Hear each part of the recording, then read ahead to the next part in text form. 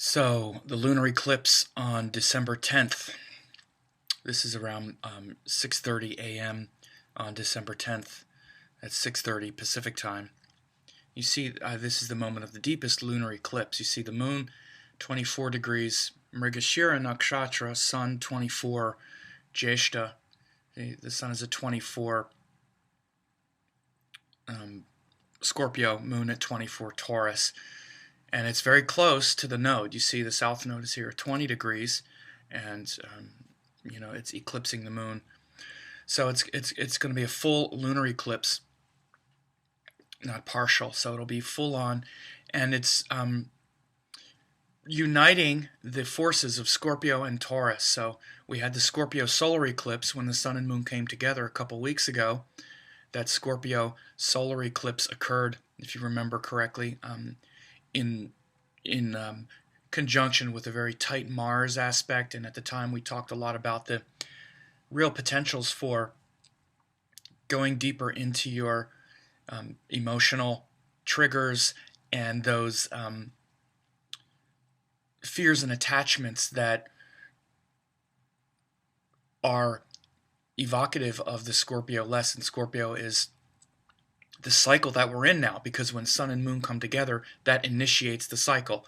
Then the moon goes and harmonizes that with the full moon. Now this is with full moons regardless of eclipses or not. So sun and moon come together around the seed principle. Sun is Paramatman, supreme self. Moon is Jiva Atman, an individual self.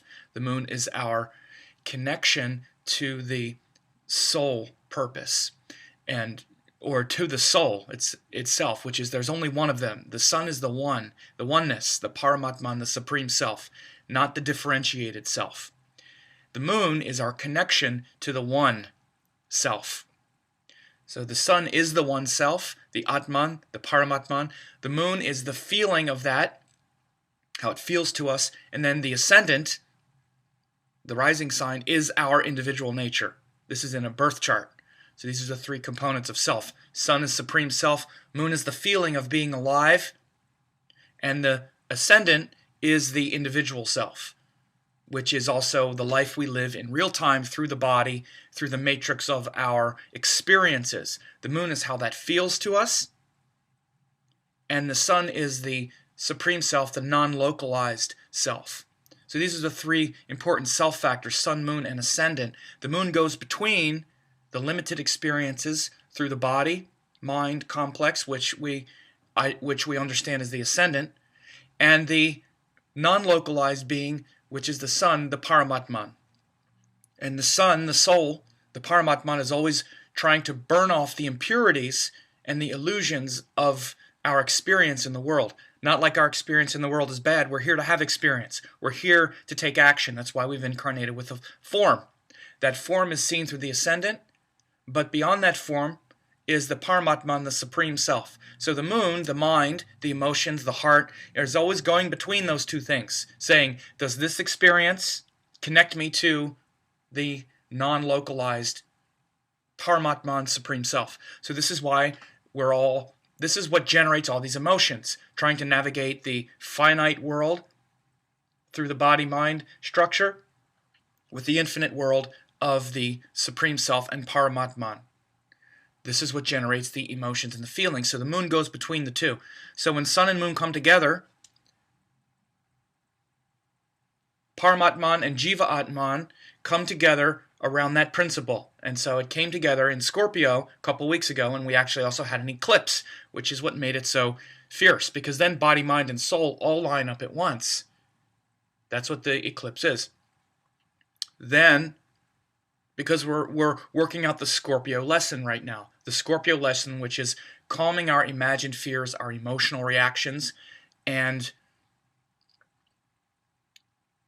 trying to glimpse the eternal truth beneath all of our longings and need to try to control external circumstances because of the fear of losing what we've become emotionally attached to. That's the big Scorpio lesson, is to go deeper into the nature of feeling rather than experience the stress and worry of losing what we've become emotionally invested in.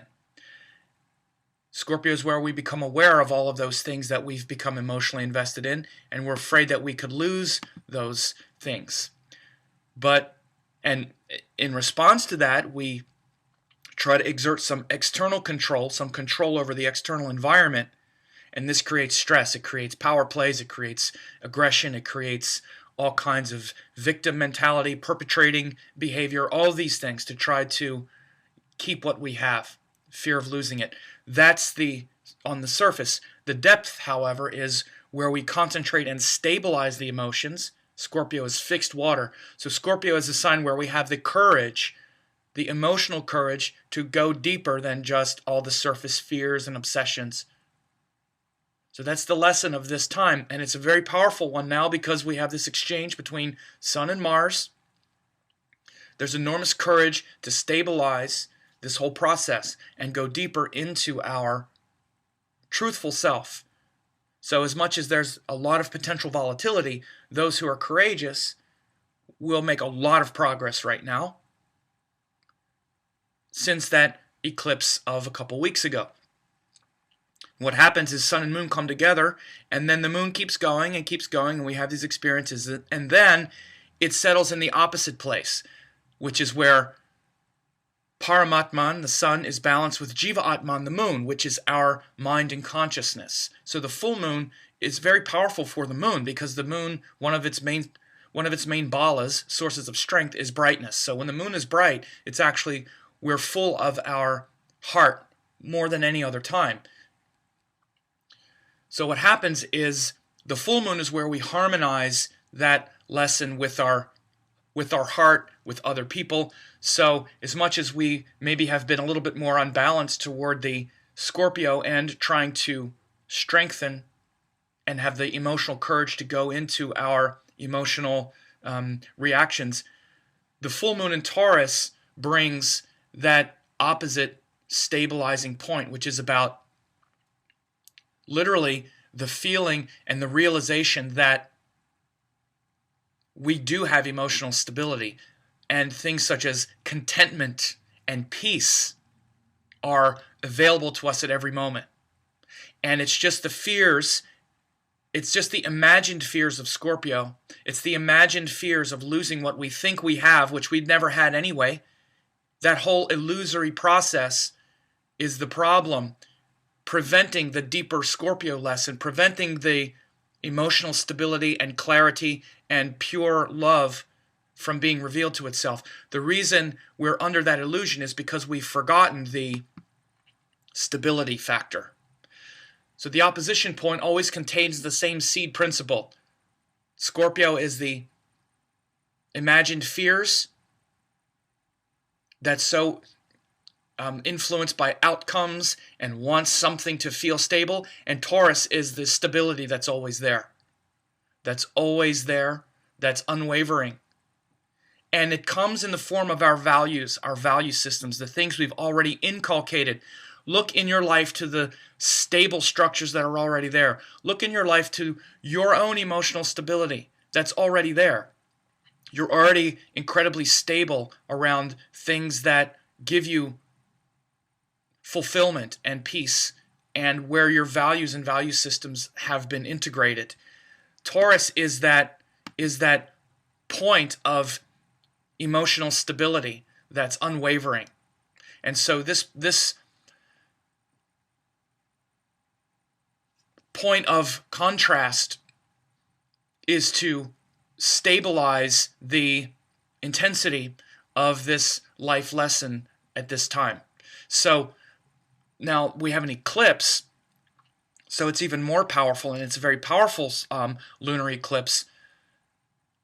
And it's the south node that's eclipsing the moon. So the south node is actually the part of the node, it's the body without the head. So there's no sense organs. It's like if you take the head off and you just have the body, the closest thing, it's really, Ketu has the potential for being all heart, all feeling.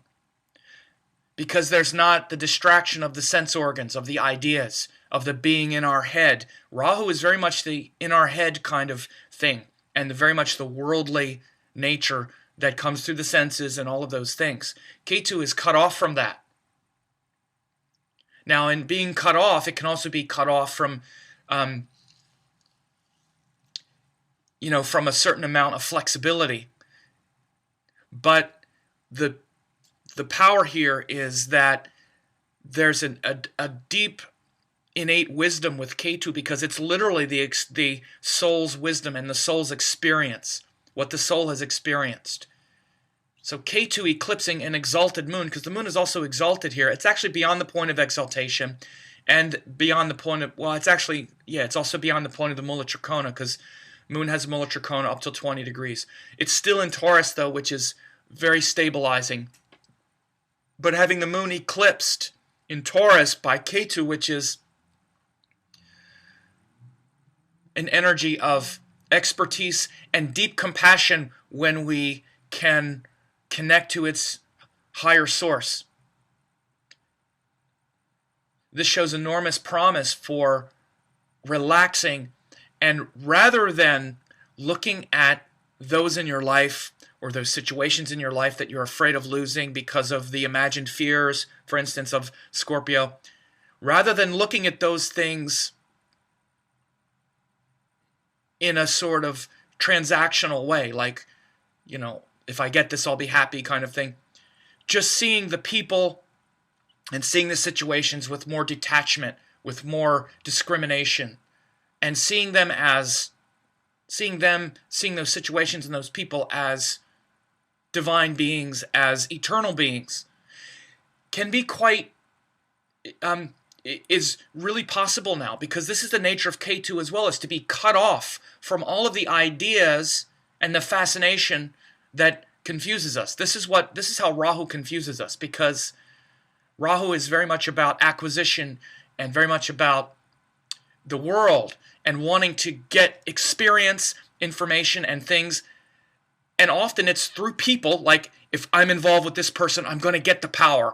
If I have this, I'm going to have this experience, and I got this thing, and I want to keep it. This is the confusion of Rahu. Ketu is opposite that, which can be really harsh and say, nothing of this world works. Everybody's a piece of crap. I can't stand you. I want to be completely cut off from you. This is a possibility with Ketu, is this hypercritical, rejecting nature. But the deeper nature of Ketu is to say, I don't need anything from you. You're free. I'm free. And what's more important is the deeper truth behind this Maya, behind this illusion. And the illusion serves a purpose.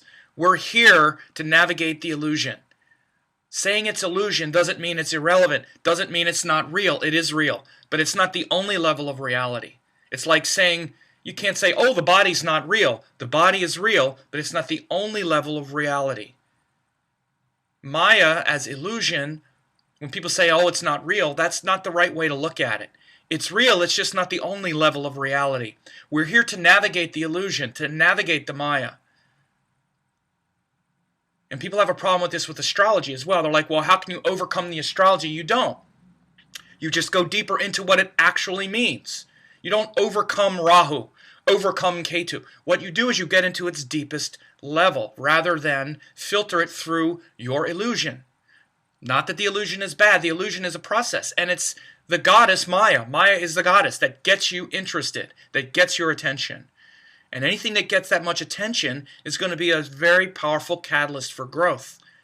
And so the possibilities of these nodes, the reason eclipses are so powerful for growth, and not just transforming pain, and transforming pain makes us stronger. There's a specific way it happens. And that's what I'm talking about now, is rather than getting into the rejecting nature of Ketu to be more exclusive, what you can do is reject your preconceptions about what you want, about your outcomes and your attachments. And as Ketu is eclipsing the moon, it revolves around a lot of these feelings that began with this with this new moon and this eclipse in Scorpio, this sun-moon eclipse in Scorpio, which is all of these the deeper nature of our emotions and connecting them to the deepest source, rather than getting seduced by the outer forms of what a relationship looks like or what a certain experience is going to feed us emotionally, because our feelings and our emotions are really like our connection to the life force itself. The things you love the most, and that deep feeling in your heart is not just something that goes away easily, because it's the closest thing to your connection to the life force. And the fear of losing that thing that you love so much is literally like the fear of death.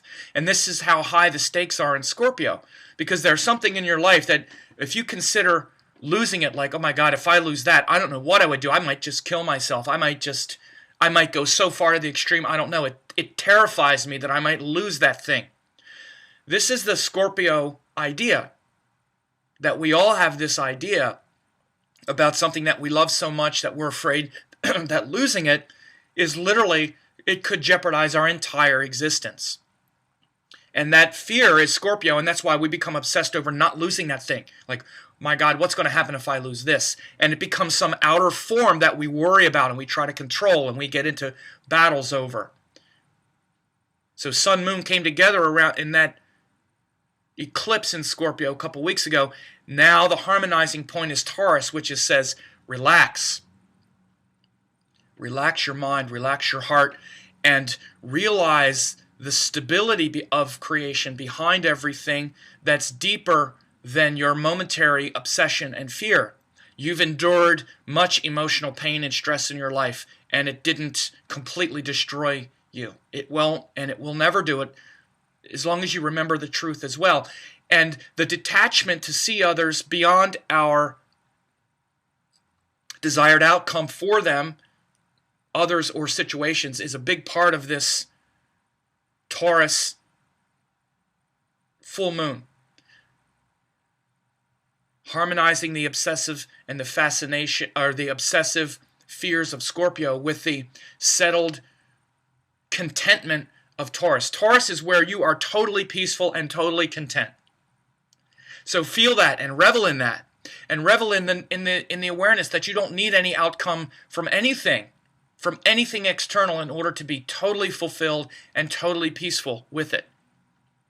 This is the highest Taurus lesson, and Ketu is uniquely positioned to deliver that highest lesson, especially when you can cut through the attachments involved with the moon.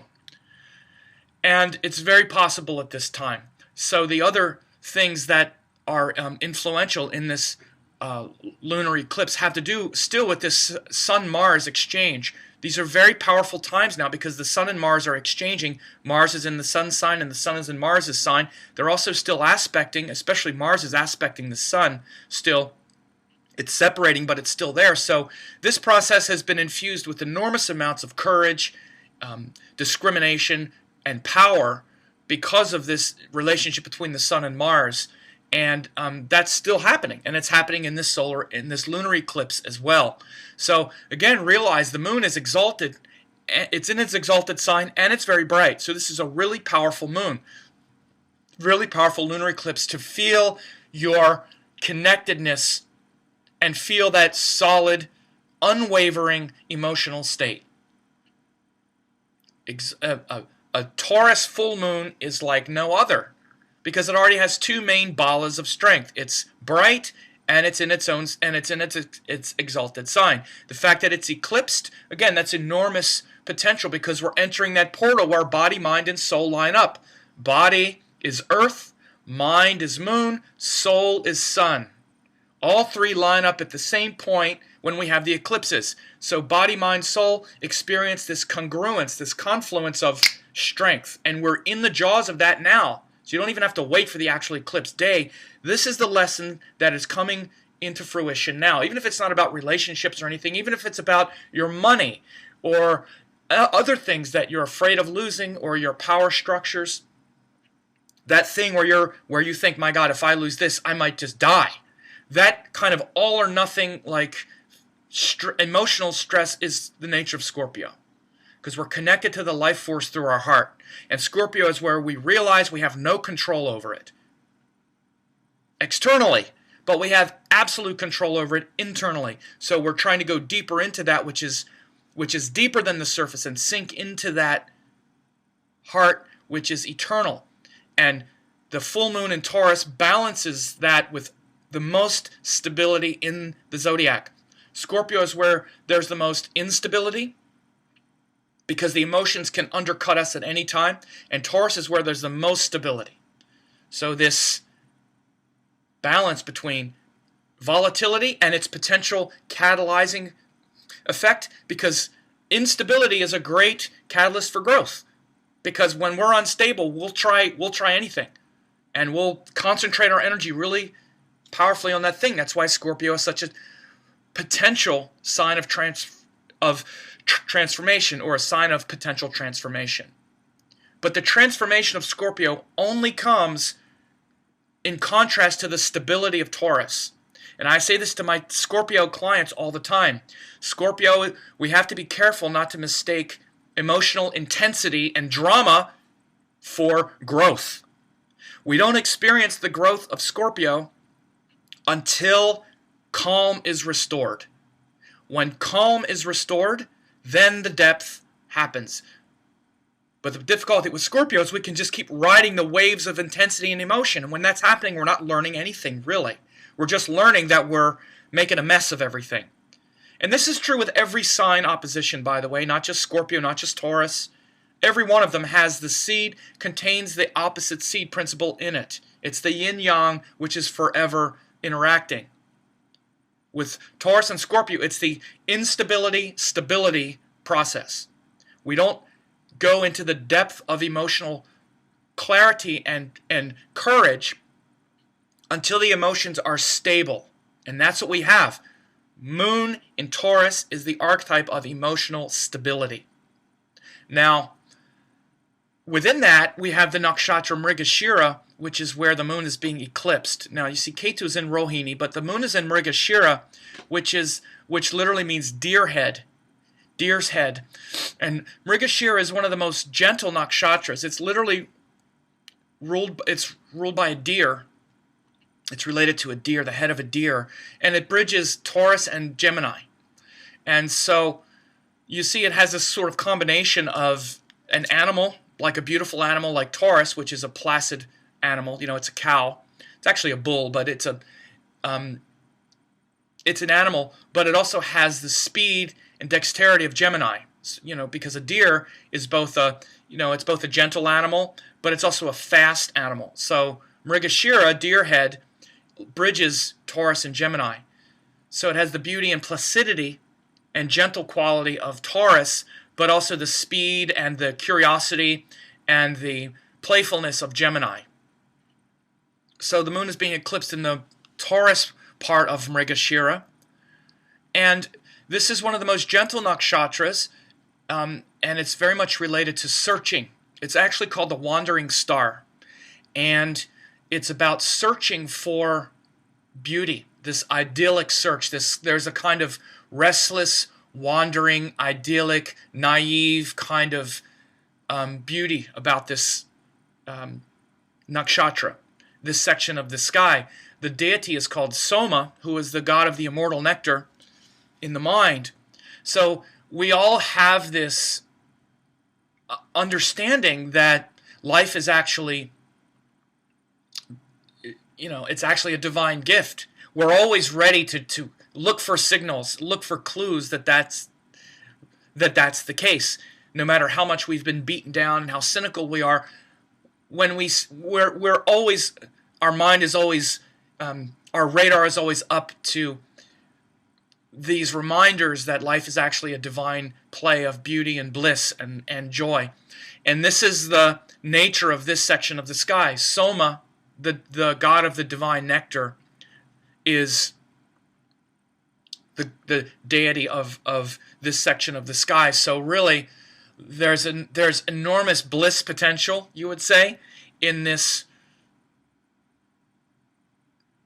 lunar eclipse. And of course, the moon is the mind. It's the feeling in the heart. really, when we say the mind in the Indian sense, we mean the heart. The mind, what we call the mind in the West, is the buddhi, or the intellect, which was born from the heart.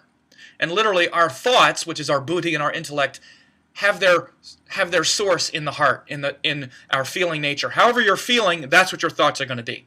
Your thoughts don't determine your feelings. Your feelings determine your thoughts. Now, you can get an idea that can change your emotional state as well, but whatever that emotional state is, that's going to be your thought state. So the mind, when we say in the Eastern sense, is actually the heart, the feeling environment. And so that feeling environment in this eclipse is going to be a feeling environment of wanting to connect to the true source of bliss, the Soma, the immortal nectar in the mind. And this comes through our meditations, through our reflections, through devotion. Very devotional eclipse. Taurus is where the mind and heart become stabilized. And once the mind becomes stabilized, once we get out of the fearful emotions, we connect with that bliss body. That's that Anandamaya Kosha, as it's called in yoga, which is that sheath of total bliss and absorption in the divine. If you ever spend time around divine beings, you see they just lapse into divine laughter. As much as we might say, oh, but the world is harsh, the world is crap, the world is dark and nasty. Because we don't know the nature of self and the nature of the world, we bring a lot of this darkness. And but conspiracy theories and the governments and all the corruption, everybody knows this is the way it is on some level. But the world is not, that's not the world. That's the appearance of the world, just like your mind could look just that way as well. But once you go deeper or higher into the truth, you realize that it's all divine love. Underneath it all, that's what's driving everything. And that Anandamaya Kosha, that blissful state, is always available to us. And this is really the section of the zodiac where it comes into being in most clear terms.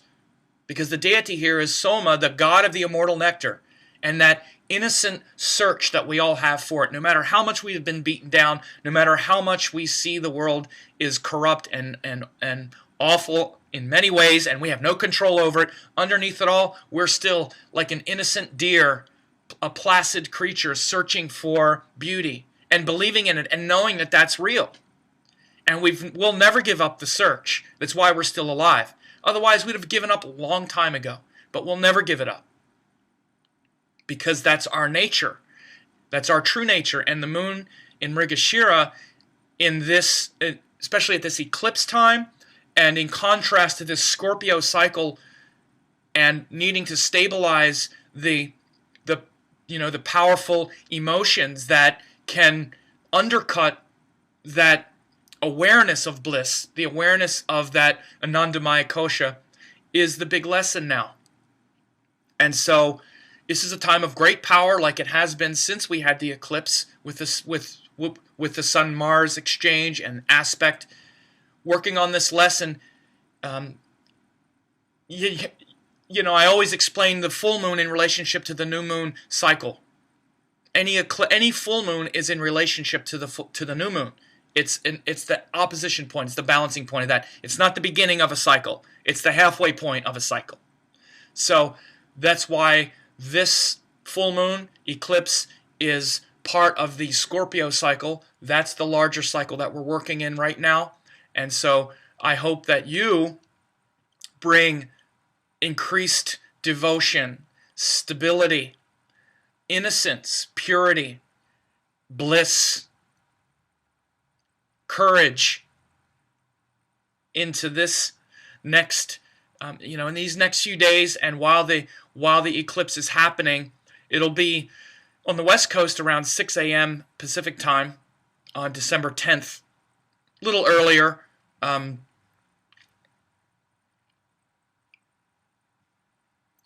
You can. I'll put a link for the exact time, so I hope this has helped you, and that you can, fall into that great lesson of balancing and stabilizing and concentrating your emotional power on the depths of truth, because that's really the powerful Scorpio lesson, and balanced and harmonized through the heart of Taurus. The sun is in Scorpio, which is, the sun is where we're taking on that lesson. We're like, okay, I'm illuminating this lesson. We're illuminating the Scorpio lesson now, which is, I have no peace of mind. I have no control unless I have emotional truth, and unless I can go deeper into the nature of my emotional insecurities. The sun is there now, taking that on. And now the sun, which is our supreme self, is being harmonized with the moon, which is our emotional state, which says, but that can't happen unless there's emotional stability, unless there's peace in the heart. We'll never balance and stabilize our feeling quality and go deeper into that until the heart is stable and there's contentment and peace. So keep that innocent mind alive. And now I'll do a forecast for each of the 12 zodiac signs for my gold members.